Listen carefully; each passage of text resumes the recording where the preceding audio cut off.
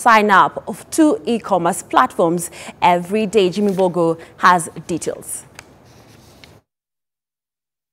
All right, indeed. Thank you very much, and a very good afternoon to you too, Carol. Yes, we have been following up this conversation that has been brought about by the Kenya Association of Manufacturers, as well as e-commerce platform that is Jumia, as well as DHL, which are sort of partnering to be able to help SMEs access the market through the e-commerce platform.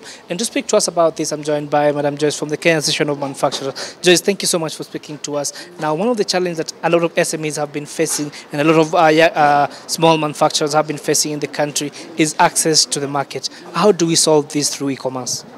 Well, e-commerce is positioning itself as a digital platform that's working. It's growing amongst our young people especially. That forms the largest market.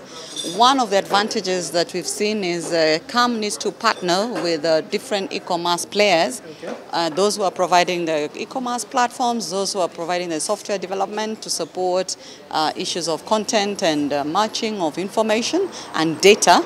And all these are challenges around access to markets, market information, getting to know who your customer is, being able to partner with different business development service providers, logistics companies, both ground and air logistics or rail, whatever kind of logistics to support the efficiency of SMEs. Right, yes. Because in one of the presentations, one of the things that actually came out is the issue of logistical challenges and the issue of customs. How then do you sort of talk to your partners to make sure that this is sorted, that they are aware if I'm selling a certain product, these are some of the channels that I need to use?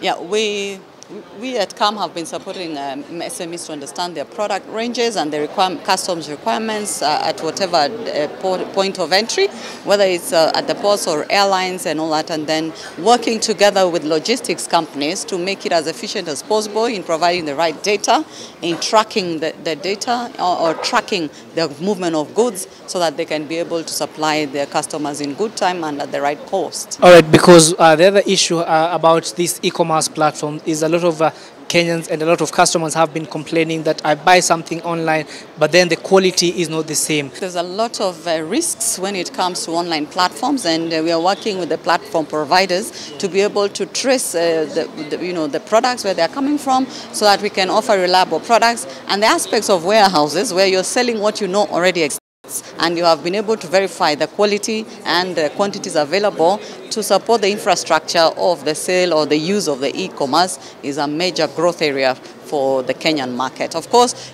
even offline, we have a lot of conmanship going on, but we would like people to embrace more ethical behavior in how they do business, to improve on their corporate governance and even just how they relate with the citizens so that they can provide quality goods and be trusted to be able to supply, goods at the right level, at the right time, at the right price, and with the promise that they have given.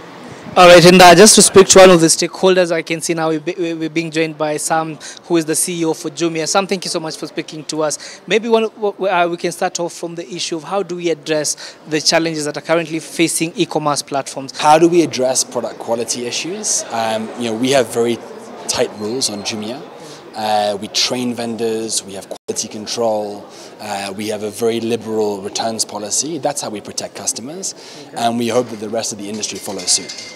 All right, now there's also the issue that one of the things that you have done as Jumia is to try and incentivize Kenyan manufacturers to be able to list on Jumia. Maybe we can also address some of the measures that you have put in place to make it easier for local manufacturers? Absolutely. So, we really want more Kenyan manufacturers to come on board, Kenyan SMEs. We offer a very big advantage for them, which is we offer them a 50% discount in our fees.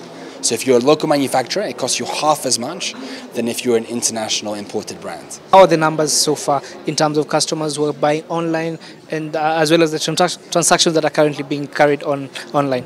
The market is exploding. We're just at the beginning. We're just at the beginning of e-commerce. The e-commerce is growing very, very quickly. Every day, thousands, hundreds of thousands of people are testing, trying, learning how to do it, and it's just the beginning. All right, thank you so much, sir. Maybe we can also speak to one of the shareholders who has been doing a lot of transportation of these goods and these products, right? So one of the things that we want to understand is what are some of the logistical challenges that a lot of manufacturers are facing, or that you're currently seeing to be able to make sure that e-commerce platform, the goods get there on time. A few things we have struggled with is, one is we have large volumes of it, but when you look at weight, they're not as heavy as you'd expect them to be. And as far as aircrafts are concerned, because the major medium of international trade is purely using commercial aircrafts, and like entities like DHL have our own aircraft. But ideally what you're looking for is more weight. And that's not one of those big things you have as far as e-commerce is concerned. All right, now when you look at some of the goods that are currently just coming into Kenya alone, in terms of tons, how much goods are we bringing in so far? The thing about Kenya is that we are definitely a net importer. We import more than we export. Okay, so definitely the volumes are growing.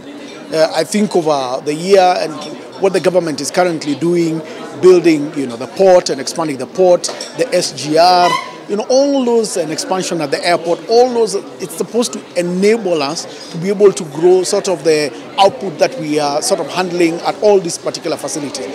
So certainly the revenues as well as tons are actually increasing in the country. All right, and on that note, I think that's a good note to wind it up. We will be following up more of this conversation just to be able to ensure that this information